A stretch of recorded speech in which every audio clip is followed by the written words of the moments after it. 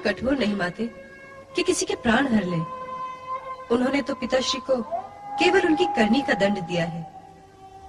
अब आप ही शोक त्याग दीजिए और शिव जी से प्रार्थना कीजिए कि वो शीघ्र से शीघ्र पिताश्री को पुनर्जीवित कर दे। हर हर महादेव, हर हर महादेव। भवज्वरणी, महादेव तो करुणा के सागर हैं। उनकी जो सच्चे मन से प्रार्थना करता है उसे सब इच्छित मिल जाता है। प्रणाम देवर्षि।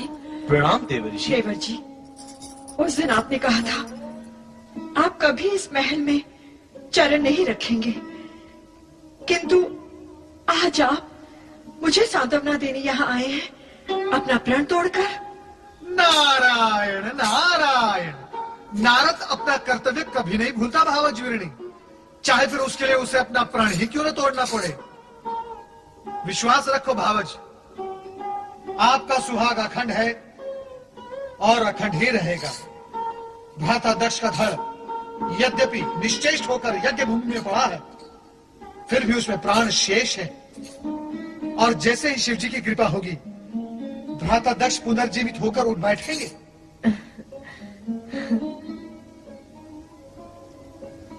क्या बात है माते, आपको देवऋषि के कथन पर विश्वास नहीं?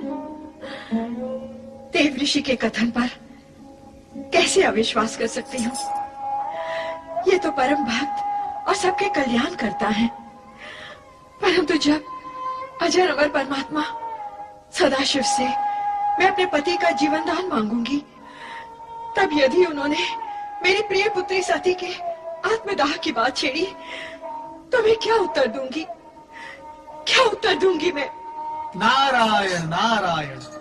भावज, सती के लिए हम सबको अत्यंत दुख है, किंतु सत्य यह है कि शिव जी की इच्छा से ही सब कुछ संभव है, अन्यथा कुछ भी संभव नहीं। ये शिव की कैसी विचित्र इच्छा है, बताइए ना देवर्षि। जो संसार के सभी प्राणियों के मन से मृत्यु का भय दूर कर सकते हैं, जो मृत्यु मुख में पहुंचे हैं उन्हें पुनर्जीवित कर सकते हैं, उन्होंने मेरी बेटी सती को क्यों नहीं बचाया? क्यों अपनी ही अर्धांगिनी को योगाग्नि में जल जाने के लिए विवश किया? मेरे इन प्रश्नों का उत्तर दीजिए देवर्षि। नारायण नारायण, आप शिव लीला से अपरिचित हैं भावज, इसीलिए ऐसी बातें कर रही हैं। सती तो शक्ति का अवतार थी, मृत्यु तो उसे छू भी नहीं सकती थी। तो फिर सती ने अपने प्राणों का त्याग क्यों कर दिया? सामान्य नारी के समान अपनी देह का अंत क्यों कर दिया? रोहिणी, माता शक्ति ने सती के रूप में नारी अवतार धारण किया, नारियों का आदर्श बनने के लिए। सती ने ऐसी नारी का आदर्श प्रस्तुत किया जो अपने पति के प्रति होने वाले किसी भी अन्याय को सहन नहीं कर पाती थी। सती का नाम ही आदर्श पतिव्रता नारी के रूप में हमारी संस्कृति के इतिहास में अमर हो जाएगा। तात, मेरी सती भी शिव की कृपा से पुनर्जीवित हो सकती है? नहीं, सती ने यह आदर्श सामान्य नारी के लिए प्रस्तुत किया है, जो जन्म लेकर अपने पति के लिए प्राण त्याग करती है। अब सती अपने पहले वाले रूप में आपको नहीं प्राप्त होगी। वे अब शक्ति के रूप में अजर अमर हैं। वे न जन्म लेती हैं, न मृत्यु को प्राप्त होती हैं। वे शिव के समान शाश्वत हैं। वे शक्ति के रूप में जगत के कण कण में निवास करती हैं। माते, अब आप सती का शोक त्याग दीजिए।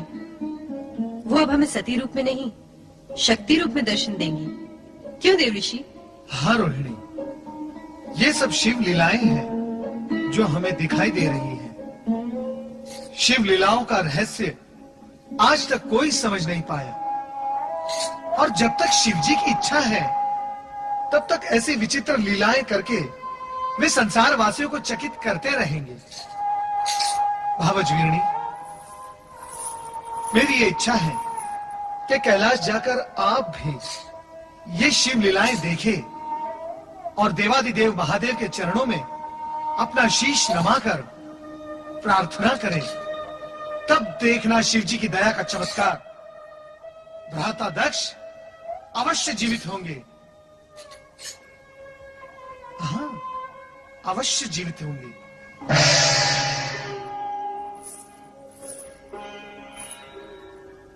अवश्य जीवित होंगे, अवश्य जीवित होंगे, अवश्य जीवित होंगे, अवश्य जीवित होंगे, अवश्य जीवित होंगे।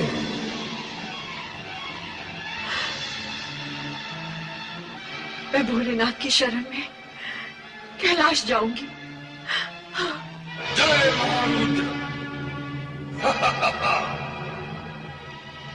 अय महाबलयंकर, आपकी आज्ञा के अनुसार दुष्ट दक्ष का अंत कर दिया और उसके सर को काटकर यज्ञ कुंड में स्वाहा कर दिया। वीरभद्र, तुम मेरी आज्ञा का पालन कर धन्यवाद के पात्र हो गए हो। सभी गणों में सर्वश्रेष्ठ हो, यशस्वी भव। जय महारुद्र।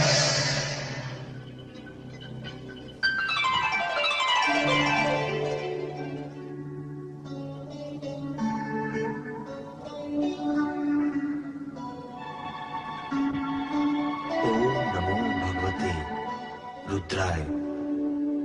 परात्पर ब्रह्म परमात्मा हे सदाशिव को प्रणाम। करुणा सागर भक्त वत्सल भगवान शिव शंकर को वंदन। हे चराचरपति सम्राट शिव शंकर, कृपा सागर, मैं वो दुर्भाग्यशाली स्त्री हूँ जिसने एक हाथ से अपनी पुत्री सती को खो दिया है और अब दूसरे हाथ से उस पति को खोने जा रही हूँ जिसका सिर विहीन शरीर तड़पता देखकर मुझ पर हर पल मृत्यु का पल होकर टूटता है। ये जानते हुए कि जो भी हुआ है उसके उत्तरदायी मेरे पति ही है, मुझे ये कहने का अधिकार नहीं कि मेरे पति को उन कष्टों से मुक्त कर दो और जीवन दान दो, किंतु इतना अवश्य कहूंगी कि उनके कष्टों का अंत कर दो। उनके कष्टों का अंत कर दो। उनके कष्टों का अंत कर दो, उनके कष्टों का अंत कर दो, उनके कष्टों का अंत कर दो, उनके कष्टों का अंत। हे सदाशिव, कष्ट का अंत आप कैसे करेंगे ये तो आप ही को ज्ञात होगा, किंतु मैं आपसे ये प्रार्थना अवश्य करूंगा कि दक्ष को जीवनदान मिले और अपूर्ण यज्ञ संपूर्ण हो सके। दक्ष से मेरा कोई बैर नहीं श्री हरि। जो हुआ, जो हो रहा है और जो होगा विधाता के संकेत के बिना असंभव है। अस्तु, आप सबकी इच्छा का सम्मान करते हुए मैं दक्ष को अवश्य जीवन दान दूंगा, अवश्य। पति की मृत्यु से पीड़ित और आहत वीरणी पत्नी की मृत्यु से पीड़ित और आहत शिव की शरण में आकर अपने सुहाग की याचना करती है। लोक कल्याणकारी शिव उसे अभयदान देते हैं और वीरणी के सुहाग की रक्षा हेतु यज्ञशाला में पहुंचते हैं। स्वामी, स्वामी, स्वामी, स्वामी कहाँ तुम? स्वामी,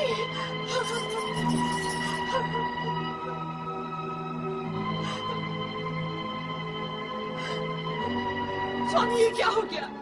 ये क्या हो गया स्वामी? स्वामी,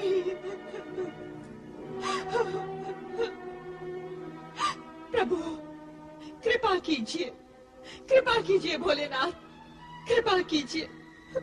प्रजापति दक्ष वृथा अभिमान से उपजे अपने भयंकर अपराधों का दंड तुम्हें मिल गया है। अब अपने अपूर्ण यज्ञ को पूर्ण करने के लिए तुम्हें अजामुख बनाकर नया जन्म दिया जा रहा है। तुम्हें यह मुख देने के पीछे तात्पर्य है कि इसे देखकर संसार वासियों को तुम्हारे कर्म सदा के लिए याद रहेंगे और वे अपने आप को ऐसे कर्मों से दूर रखने का प्रयत्न करेंगे। कल्याण भव।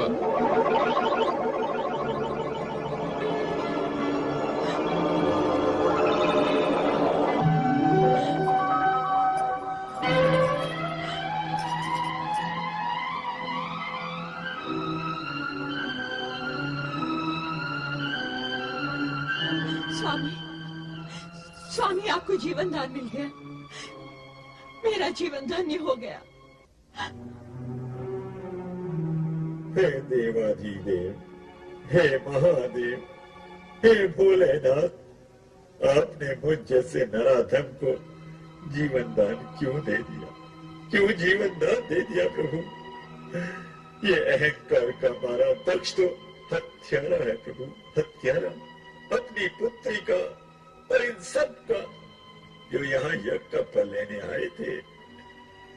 हे प्रभु, इस दुष्ट नीच खल दक्ष को आपने पुनर्जीवन दे दिया, आपने पुनर्जीवन दे दिया प्रभु।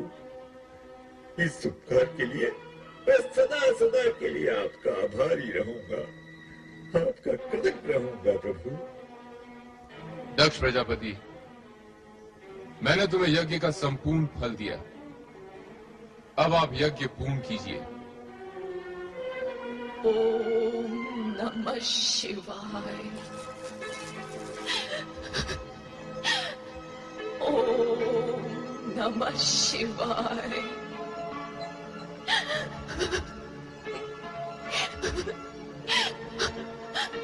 ओम नमः शिवाय, ओम नमः शिवाय, ओम नमः शिवाय, ओम नमः शिवाय। सती, ओम नमः शिवाय,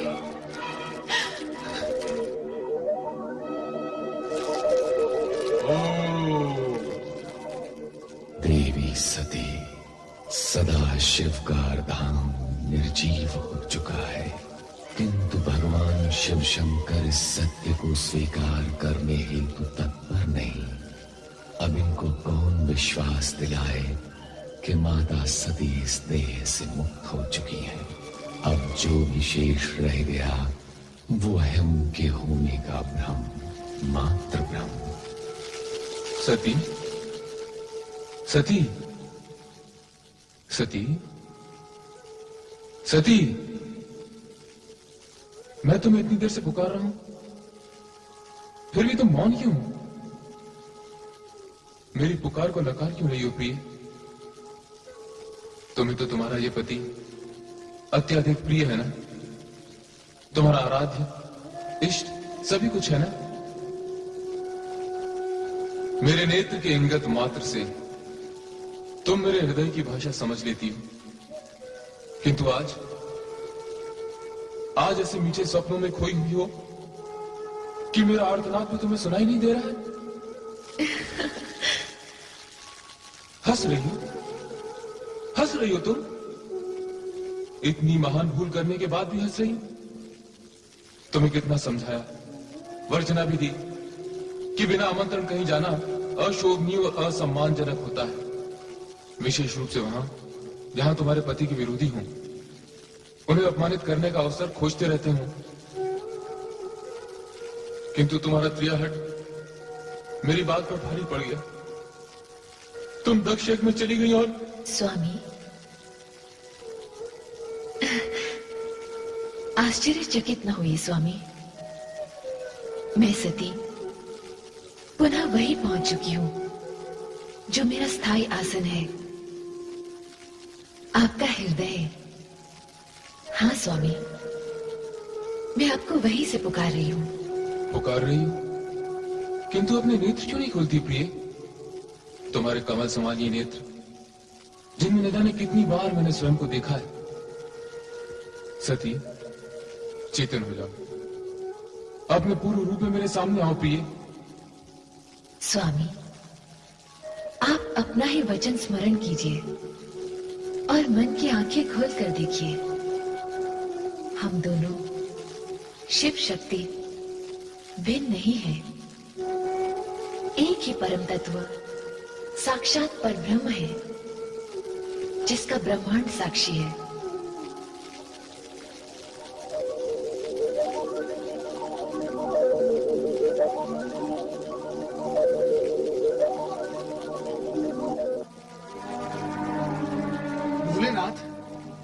भोलेनाथ, नारद का प्रणाम स्वीकार हो।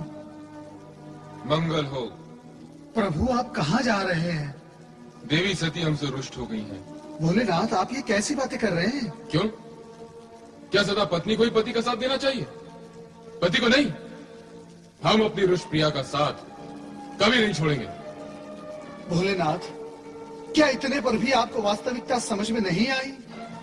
तुम हमारा समय नष्ट कर रहे हो नारद। तुम्हारी बातें सुनकर सती और अधिक रुष्ट हो जाएगी। रुष्ट? हे त्रिकालदर्शी, बिना प्राण की देह कहीं रुष्ट होती है भला? नारद! भोलेनाथ, मुझ पर क्रोधित होने से सत्य झुटलाया नहीं जा सकता। और सत्य यह है कि आप जिसे प्रिया का रूठना समझ रहे हैं, वो आपका मात्र भ्रम है।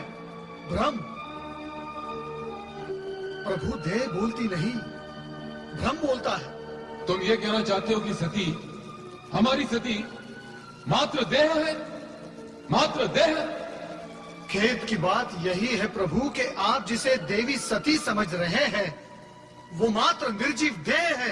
नारद, मैं तुम्हें भस्म कर दूंगा। सती शक्ति है, शक्ति अमर है, शक्ति जगत माता है, और तुम जगत माता को निर्जीव और देह कहकर अपमानित कर रहे हो। प्रभु, आज आप ये क्या कह रहे हैं? आप सामान्य मनुष्य की भांति भावुकता में डूबे जा रहे हैं। एक शब्द नहीं, आगे एक भी शब्द नहीं। यदि अब तूने कुछ भी अनर्गल कहा तो तू मेरे क्रोध से बच नहीं पाएगा। दूर हो जा मेरी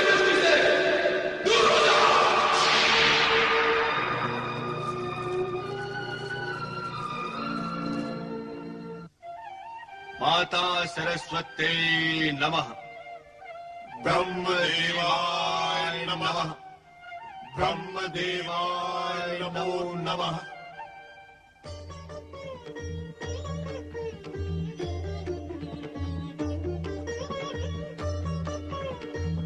देवराज इंद्र एवं समस्त देवताओं का ब्रह्मलोक में स्वागत है। कहिए, कैसे आना हुआ? परमपिता, देवी सती के आत्मदाह के पश्चात श्री शिव शंकर उनका शव लेकर विक्षिप्त से यहाँ वहां विचरण कर रहे हैं। उनका क्रोध में रूप देखकर ऐसा लगता है कि कहीं उनका ये भाव इस सृष्टि का संहारक न बन जाए। और कहीं ऐसा हुआ तो आपकी रचना देखते ही देखते अस्तित्वहीन हो जाएगी। रक्षा कीजिए, सृष्टि की रक्षा कीजिए परमपिता, अन्यथा सृष्टि को नष्ट होने में कुछ ही क्षण शेष रह गए हैं। ये तुम क्या कह रहे हो नारद? हाँ परमपिता, मैं स्वयं देख कर आ रहा हूँ भगवान शिव का वो अकल्पनीय विनाशकारी रूप। विनाशकारी रूप?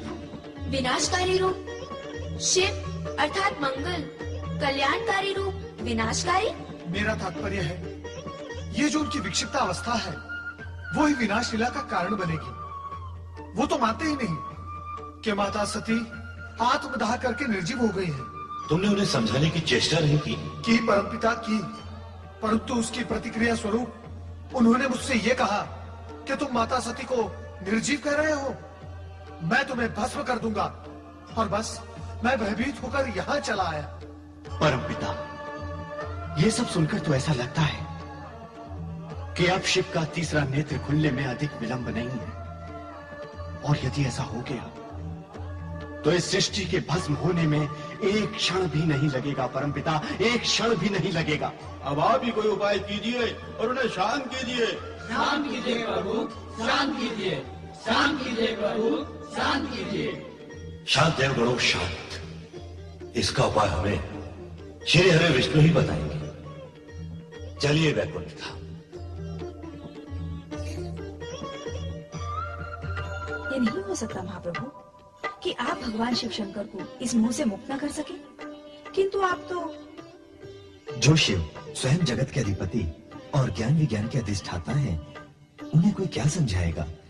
देवी देवता ही क्यों न हो, स्त्री पुरुष रूप पाकर और पाणी ग्रहण करने के बाद पति पत्नी बन जाने के उपरांत विछोह इतनी सरलता से स्वीकार भी नहीं किया जा सकता। शिव को वास्तव में यह लग रहा होगा जैसे वो अपने अर्धांग से विलग हो गए हैं। ये दुख असहनीय है कमले। जगदीश्वर श्री हरि विष्णु की जय। महादेवी माता लक्ष्मी की जय। मंगल भवा। ब्रह्मदेव, आप सभी देवता चिंतित दिखाई दे रहे हैं। आपको तो भली भांति ज्ञात है कि चिंता का विषय क्या है। हाँ, तो क्या सोचा आपने? सोचा तो कुछ भी नहीं, किंतु चिंतित हूं। ब्रह्मा विष्णु और महेश तीनों एक दूसरे के पूरक हैं, तीनों एक दूसरे से जुड़े हुए हैं। तो सती मोहभंग कराने हेतु क्यों न हम शिव की आराधना करें? किंतु इससे क्या होगा प्रभु?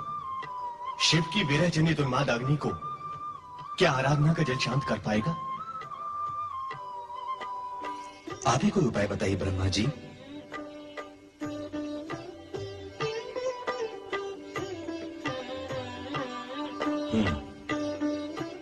बहुत सोचने के पश्चात एक उपाय मन में आया तो है।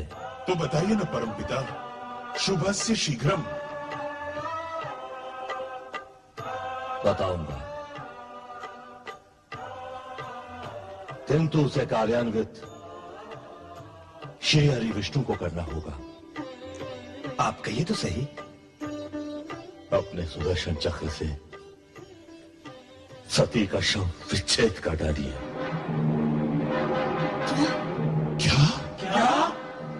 हाँ, शिव का सती मोह भंग कराने हेतु क्या आवश्यक है?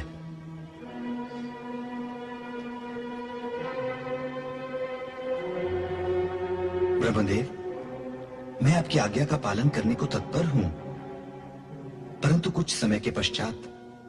जैसी आपकी इच्छा,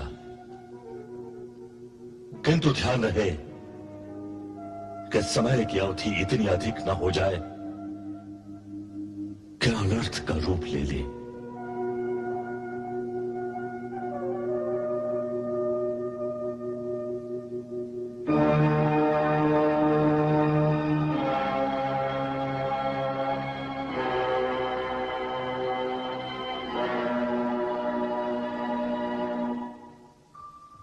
ओम नमः शिवाय। ओम नमः शिवाय। ओम नमः शिवाय। ओम नमः शिवाय। ओम नमः शिवाय।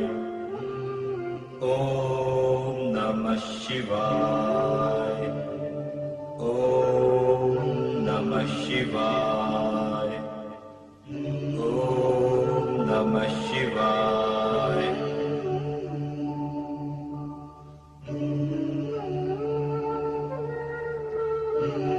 हे सर्वशक्तिमान महेश्वर सदाशिव जी, संपूर्ण संसार आपकी लीला से स्तब्ध और चकित है। देवता आदि और आपकी कामना के वाहक स्वयं ब्रह्मा जी और मैं किंग कर्तव्य विमूढ़ हैं। किसी की भी समझ में नहीं आ रहा है कि क्या किया जाए।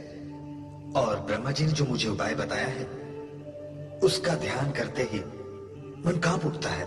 मैं जानता हूं कि मुझे जो करने के लिए कहा गया है वो सब आपको ज्ञात है। अब आप स्वयं ही मेरा मार्गदर्शन करें प्रभु, और मुझे बताएं कि मुझे क्या करना है। ओम नमः शिवाय। ओम नमः शिवाय। ओम नमः शिवाय। ओम नमः शिवाय।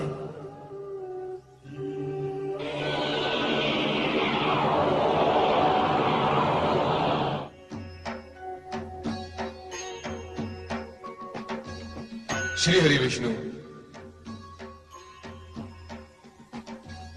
सभी शिव लीलाओं का कोई न कोई उद्देश्य है।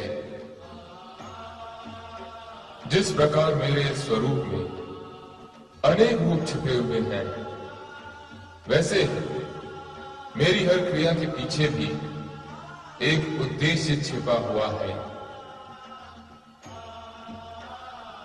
ब्रह्मा विष्णु दोनों में ही शिव का अंश प्रकाशित है। अतः विश्व कल्याण के लिए तुम जो कुछ भी करोगे वो मुझे स्वीकार होगा। यूं भी लोकपालक होने की दृष्टि से तुम्हें वही करना है जिसमें लोकहित निहित है।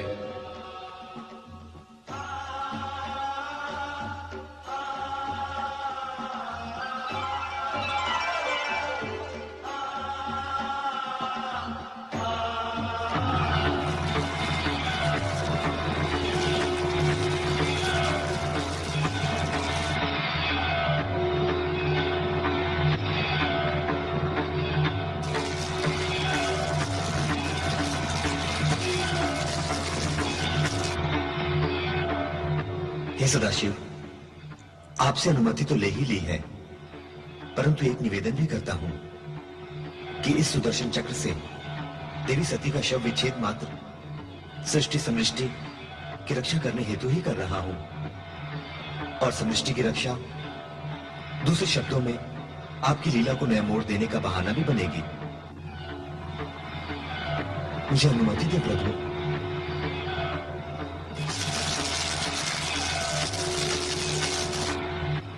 अंत में श्री हरि विष्णु ने सुदर्शन चक्र चलाया, जिसने शिव तत्पश्चात सती के चरण स्पर्श किए। चक्र ज्यों ही सती के मस्तक की ओर गया, एक तीव्र ज्योति पुंज उभरा, जिसमें से प्रकाश की धाराएं भूमंडल की ओर जाने लगी। ये ही ज्योति पुंज कालांतर में शक्तिपीठ कहलाए, और इस प्रकार आर्यावृत में 51 शक्तिपीठों की स्थापना हुई। माता शक्ति, जो भगवान शिव की पूरक है, ज्योति रूप में इन शक्तिपीठों में विद्यमान है। शिवजी ही सभी देवी देवताओं के आराध्य हैं। उनका ही नाम सदा स्मरण करने वाले ब्रह्मा आज ब्रह्मलोक में ओम नमः शिवाय पंचाक्षरी मंत्र के साथ साथ माता शक्ति का जप भी बार बार कर रहे हैं। ओम नमः शिवाय। ओम ऐं ह्रीं क्लीं चामुंडायै विच्चै। ओम नमः शिवाय। ओम ऐं ह्रीं क्लीं चामुंडायै विच्चै। प्रणाम परमपिता ब्रह्मा। परम पिता को देवराजेंद्र और समस्त देवताओं का प्रणाम स्वीकार। पधारी देवराज, देवर्षि और देवता गणों। नारायण नारायण। हम आश्चर्यचकित हो रहे हैं परमपिता। किस बात पर आश्चर्यचकित हो रहे हो नारद? आप तो केवल ओम नमः शिवाय कहकर ही शिव जी का ध्यान किया करते थे, परंतु अब तो आप शिव जी के साथ साथ माता शक्ति का भी ध्यान करने लगे। नारायण नारायण। तुम तो जानते हो नारद कि शिव के बिना शक्ति और शक्ति के बिना शिव पूर्ण नहीं होते। यदि ऐसा है तो पहले आप केवल शिव की ही आराधना क्यों करते थे परमपिता? उस समय माता शक्ति ने सती का अवतार ले लिया था। शिव संजीवनी बन गई थी। शिव के लिए की गई आराधना अपने आप माता शक्ति के चरणों में पहुंच जाती थी। और अब सती विलीन होकर पुनः माता शक्ति में लीन हो गई है। माता शक्ति अदृश्य रूप में भी सर्वत्र विद्यमान है। किंतु परमपिता, एक रहस्य हमारी समझ में नहीं आया। कैसा रहस्य? भगवान श्री हरि विष्णु के चक्र से माता सती की देह के 51 खंड हुए जो आर्यवर्त पर गिरे। उन स्थानों पर 51 शक्तिपीठों की स्थापना हुई। इसका रहस्य क्या है? यह रहस्य तो सीधा और सरल है नारद। सती के शरीर के खंड खंड होते ही माता शक्ति की ज्योति प्रकाशित हो उठी। इन शक्तिपीठों में ज्योति रूप में साक्षात माता शक्ति विराज रही है। जो भक्त इन स्थानों पर तंत्र मंत्र की सिद्धि प्राप्त करने के लिए शक्ति आराधना करेगा, उसे मां शक्ति अचल सिद्धि प्रदान करेगी। परमपिता, माता शक्ति निर्गुण निराकार है या उनका कोई रूप भी है? शक्ति शक्ति है देवराज। वह अपने भक्तों को सिंह वाली शक्ति के रूप में दर्शन देती है। मां शक्ति सदा सिंह पर ही सवारी करती है। हाँ, सिंह वनराज है। सभी पशुओं में सबसे अधिक शक्तिशाली होता है सिंह। मां शक्ति सिंह जैसे पशु के बल पर विजय प्राप्त करके उसे अपने अधीन रखती है। इसीलिए मां शक्ति का हर भक्त भी सिंह के समान शक्तिशाली और निर्भय होता है। धन्य हो मां शक्ति, धन्य हो। मां शक्ति के अनुपम रूप का वर्णन सुनकर मन में उनके दर्शनों की जिज्ञासा जाग उठी। देवराज इंद्र, आइए हम सब मिलकर मां शक्ति का ध्यान करें। अवश्य देवऋषि। या देवी सर्वभूतेषु, या देवी सर्वभूतेषु मातृरूपेण संस्थिता, मातृरूपेण संस्कृता। नमस्तस्यै नमस्तस्यै नमस्तस्यै नमस्तस्यै नमस्तस्यै नमो नमः। नमस्तस्यै नमो नमः। या देवी सर्वभूतेषु, या देवी सर्वभूतेषु शक्तिरूपेण संस्थिता, शक्तिरूपेण संस्थिता। नमस्तस्यै नमस्तस्यै नमस्तस्यै नमस्तस्यै नमस्तस्यै नमो नमः। नमस्तस्यै नमो नमः। या देवी सर्वभूतेषु, या देवी सर्वभूतेषु मातृरूपेण संस्थिता, मातृरूपेण संस्थिता। नमस्तस्यै नमस्तस्यै नमस्तस्यै नमस्तस्यै नमस्तस्यै नमो नमः नमस्तस्यै नमो नमः या देवी सर्वभूतेषु या देवी सर्वभूतेषु शक्तिरूपेण संस्थिता शक्तिरूपेण संस्थिता नमस्तस्यै नमस्तस्यै नमस्तस्यै नमस्तस्यै नमस्तस्यै नमो नमः नमस्तस्यै नमो नमः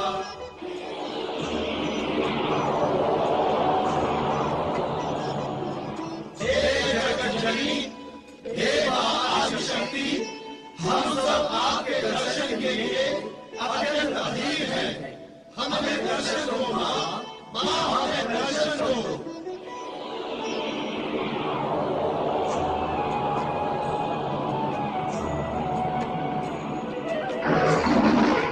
ऐंकारी सृष्टि रूपायै ऐंकारी सृष्टि रूपायै ह्रींकारी प्रतिपालिके ह्रींकारी प्रतिपालिके क्लींकारी काल रूपेणे क्लींकारी काल रूपे बीज रूपे नमोस्तुते बीज रूपे नमोस्तुते हे माता शक्ति, आप भगवान शिवशंकर की अभिन्न संगीनी हैं। आप पुनः सगुण अवतार लेकर कब दर्शन देंगी? नारद, शिव और शक्ति अभिन्न हैं। मैं शिव के अंदर ही समाई हुई हूँ और भक्तों की पुकार पर समय समय पर प्रकट होती रहती हूँ। किंतु हे शक्ति माता, हम सब ये जानने के लिए उत्सुक हैं कि आप पुनः कब अवतार लेंगी। उसके लिए तुम्हें लंबी प्रतीक्षा करनी होगी देवराज। जब घटनाएं नए मोड़ लेंगी और शिव को मेरी आवश्यकता प्रतीत होगी, तब मैं नारी रूप में अवश्य जन्म लूंगी।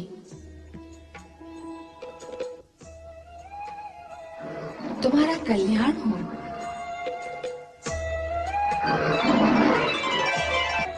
लोक कल्याण के निमित्त मां शक्ति ने देवर्षि नारद सहित समस्त देवगण को आशीर्वाद दिया, किंतु सभी के मन में यही जिज्ञासा थी कि भविष्य में आने वाली घटनाएं कौन सा रूप लेंगे और उनका कैसा शुभाशुभ परिणाम घटित होगा।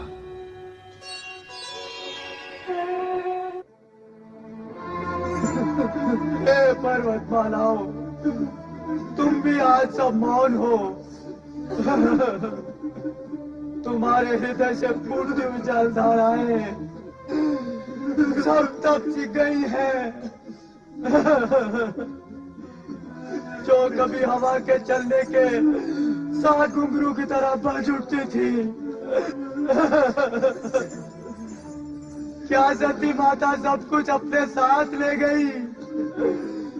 क्या सब कुछ अपने साथ ले गई सती माता?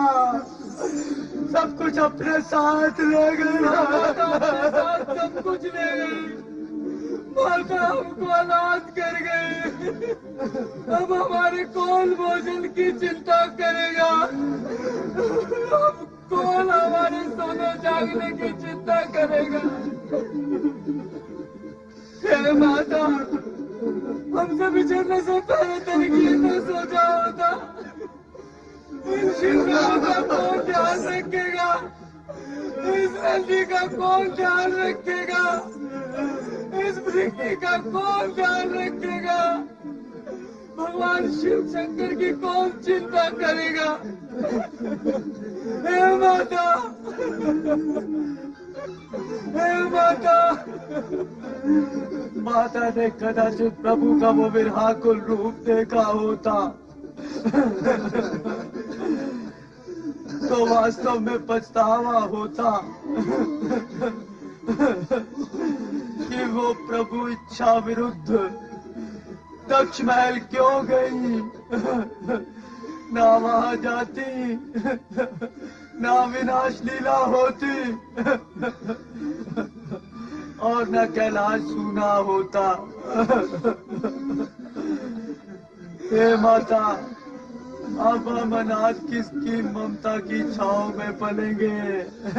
नारायण नारायण नारायण नारायण नारायण। तुम सब देवी सती को अत्यंत प्रिय हो। यदि इस प्रकार अश्रु बहाते रहे तो देवी सती को और भी कष्ट होगा। शांत हो जाओ, शांत हो जाओ। नंदी, तुम समझाओ इन सबको। हे देवऋषि, मातृवियोग बड़ा कठिन होता है। हमें तो ऐसा लग रहा है इस कैलाश के पथराए हुए शरीर पर अब जीवन नहीं, स्मित कभी नहीं खेलेगी, कभी नहीं। हम सबको मृत्यु के बराबर अंधकार में ही जीवित रहना पड़ेगा। नंदी, ऐसा नहीं होगा।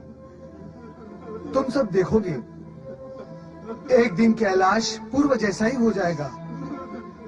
मौन को स्वर मिलेंगे, रुदन को मुस्कान। नारायण नारायण।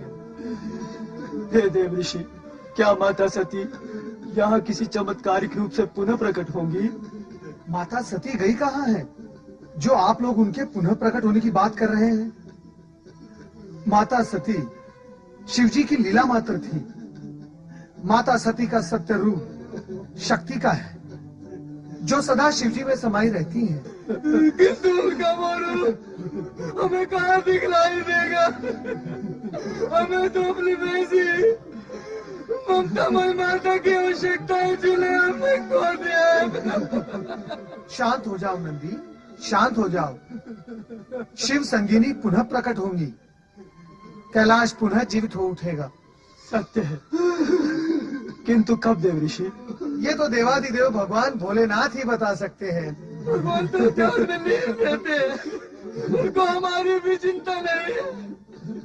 तुमसे ये कैसे पूछा जाए कि हमें हमारी माता पुनः कब प्राप्त होंगी? धैर्य रखो शिवगणों, धैर्य रखो। जैसे ही भगवान शिव का ध्यान टूटे आप शीघ्र ही उनसे ये प्रश्न पूछ लेना। प्रभु के ध्यान हासिल की और तो जाने का साहस भी नहीं होता।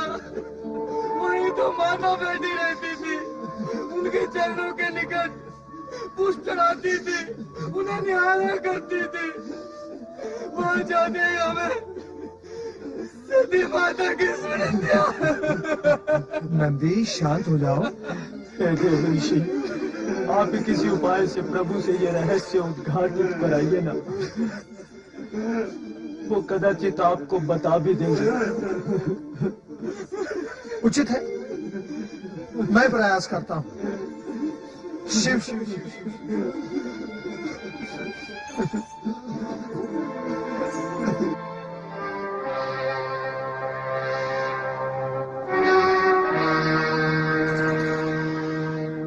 ओम नमः शिवाय।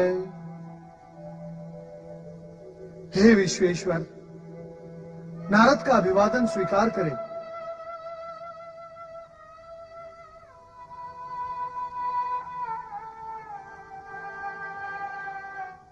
हे शिवशंकर, नारद का प्रणाम स्वीकार हो। हे महादेव, महादेव, मैं बड़ी आशा लेकर आपके पास आया था। हे महादेव, मेरी आशा के साथ साथ आपके प्रिय शिवगणों की आशा का तार भी जुड़ा हुआ है। यदि आप एक बार अपने नेत्र खोलकर माता सती के विरह में रोते हुए अश्रु बहाते हुए शिवगणों को देख लेते तो आपका मन भी मेरी तरह द्रवित हो उठता। तो उचित है आप मेरी नहीं सुनेंगे, ना सुने, परंतु मैं निराश मन होकर आपसे दो शब्द सुनने की आशा में यहां वहां भ्रमण करता रहूंगा।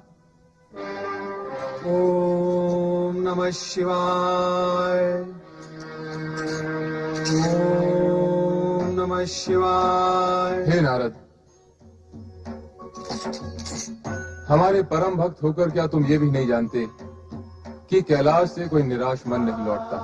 महेश्वर, आप सर्वज्ञ हैं, सर्वव्यापी हैं।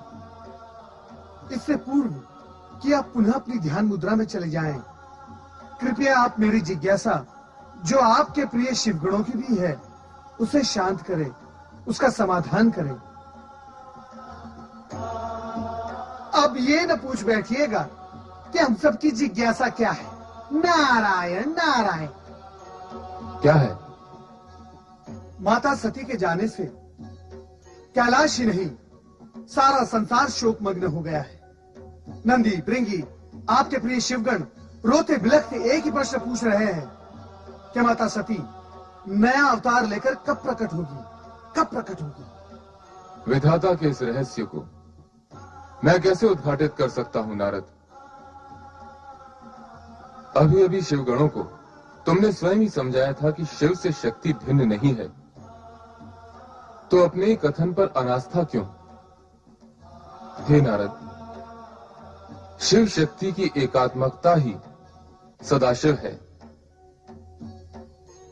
जब जब सृष्टि में शक्ति के नारी रूप की आवश्यकता होगी, तब मेरे सदाशिव विग्रह रूप के अंदर 1 से 2 होने का संकल्प उदित होगा, तभी शक्ति मूर्त रूप में सामने आएगी। यदि इससे अधिक स्पष्ट समाधान के इच्छुक हो तो तुम्हें सृष्टि के रचनाकार ब्रह्मा जी के पास जाना होगा। ओम नमः शिवाय।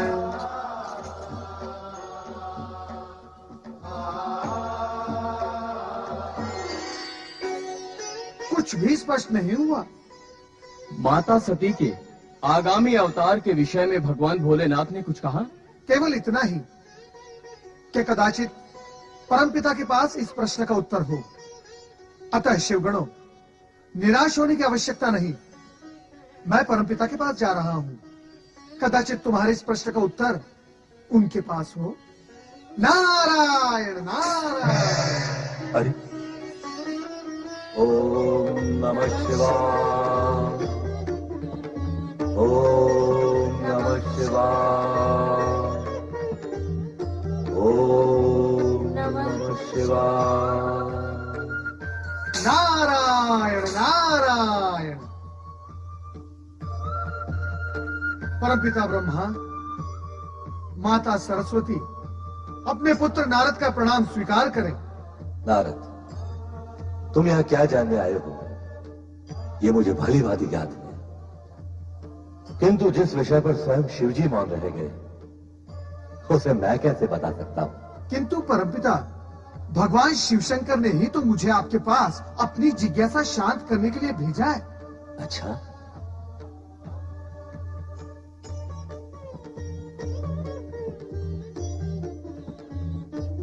शक्ति नारी अवतार लेंगी तो अवश्य, किंतु उसका एक विशेष उद्देश्य होगा। वो उद्देश्य क्या होगा? विधि के विधान और संसार के बीच जो छीना आवरण है, उसे समय से पहले उठा देने से अनर्थ हो सकता है पुत्र नारद। उचित यही होगा तुम इस प्रश्न को प्रश्न ही रहने दो। तो ठीक है परमपिता, कैलाश पर तो शिवगणों को मुख दिखाने के योग्य मैं रहा ही नहीं। अब ये ब्रह्मलोक भी छूट जाएगा। नारायण नारायण। कैसी बालकों जैसी बात करते हो पुत्र नारद? क्या तुम अपने पिता के पास ही आना छोड़ दोगे? मैं तो आपको परमपिता मानता हूं, परंतु आप मुझे अपना पुत्र समझते कहाँ है? यदि ऐसा होता तो आप अपने पुत्र के वचन की लाज रखते, जो मैं उन रोते बिलखते शिवगणों को देकर आया हूं। मैंने वचन दिया उनको कि आपसे उत्तर मिलने पर माता शक्ति के अवतरित होने के संदर्भ में विस्तार से मैं उन्हें बताऊंगा, किंतु आप तो नारायण नारायण। सुनो नारद पुत्र, शक्ति के आगामी अवतार का निमित्त वज्रांग वरांगी का पुत्र तारकासुर बनेगा। तारकासुर? हाँ, जो इस समय घोर तपस्या में लीन है।